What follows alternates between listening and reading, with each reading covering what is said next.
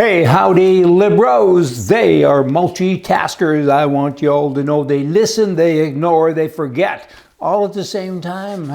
Boy, oh boy, it is the truth. Joe Biden.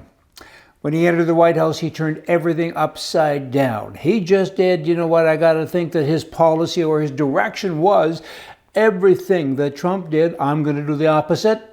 What kind of a rule is that to live by? But that's basically what he did. Our economy in the US of A is in a free fall. Inflation is on the rise, and the border, it's in crisis. I mean, the Supreme Court, though, that's a good news. There is a constitution, and they always come along, always, they have quite a few times, and they stop stuff and they turn it back and say, hey, you can't do that.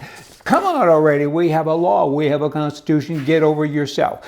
Biden, he touted, this zero tolerance business for gun dealers.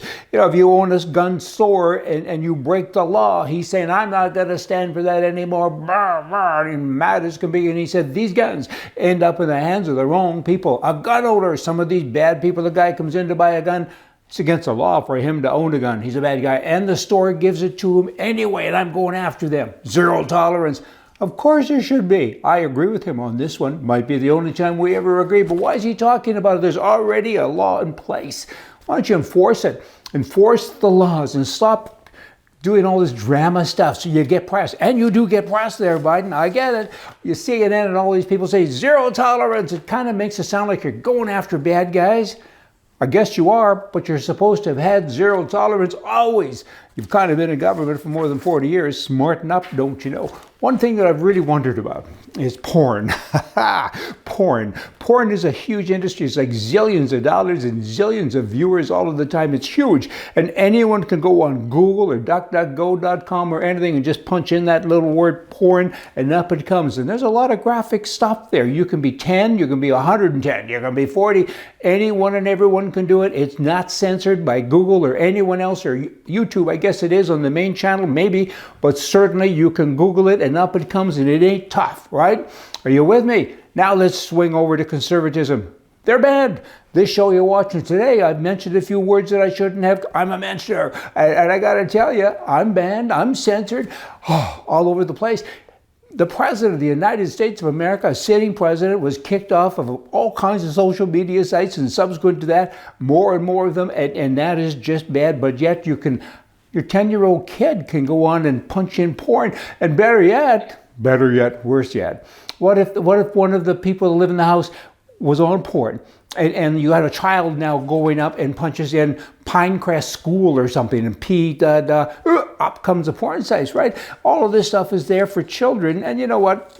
It has harmful effects on children. Addiction, aggressive sexual behaviors, fear, anxiety, an increase in sexist beliefs that affect girls and boys, right? And I mean, porn ain't censored, and I'm comparing porn to conservatism. That's pretty sick all by itself, isn't it? But I'm trying to make a point. Did you get the point? Hey, I hope. Alberta. Albertans pay $15 billion, with a B, $15 billion in federal income taxes each and every year, and Albertans pay $6 billion to provincial income tax people, and that's $20 billion a year, and in addition they give away trillions of dollars to the other provinces, primarily Quebec, as equalization, and wow, equalization, that's a word that's kind of funny anyway. That's a socialist word. Let's all be equal as long as I have more. Quebec uses that all of the time in the Canadian kind of network. It's pretty weird. And now it's finally official drumbeat. Hey, that the Alberta government says, we have the question approved for equalization. We're going to ask Albertans about equalization, whether or not they want to have, it's a referendum, whether or not they will allow me, the Premier, so says he, to go and negotiate with the Prime Minister of Canada. Oh, I wish this was a joke. You can't make this stuff up. It's true. I'm already elected. I'm supposed to look after all of you people that live in my province, but I now want to have another vote. It's going to cost millions of dollars, and I'm going to put the words together, and then I can go and negotiate with this guy, which I was supposed to do anyway. And oh, by the way, we all know what he's going to say. He's going to say, of course you can't have it.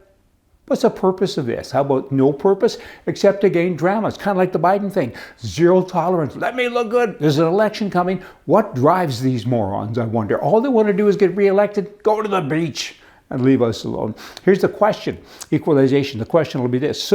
Should Section You're an Albertan, you're a regular guy, right? You get into this booth and you're supposed to vote yes or no. Here's the question. I have a headache already and I just read a couple of words. Should Section 362 of the Constitution Act 1982 Parliament and the Government of Canada's commitment to the principle of making equalization payments be removed from the Constitution? Whoa, I guess. Kind of, sort of, maybe. And then you have the Prime Minister who says this. More headlines. Toxic? Canada's toxic. And they're obstructionists. And the Canadian Parliament system is dysfunctional. He's making that statement. And here's a guy that, you know, he's a bad guy. Liberals, they steal.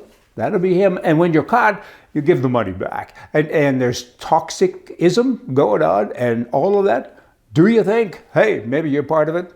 Just saying. Y'all come back. Well, more for you from the right. See ya.